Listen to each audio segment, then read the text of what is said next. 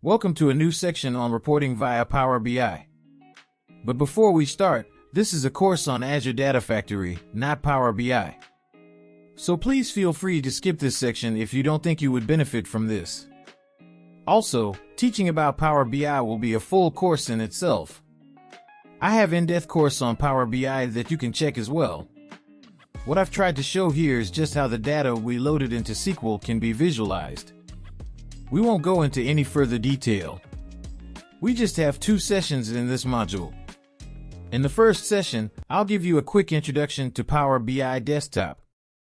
I'll also show you how you can report from the COVID-19 data that we loaded into our SQL database via Power BI.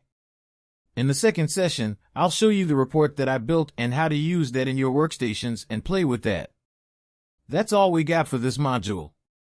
Let's start with the introduction on Power BI Desktop in the next session. See you then.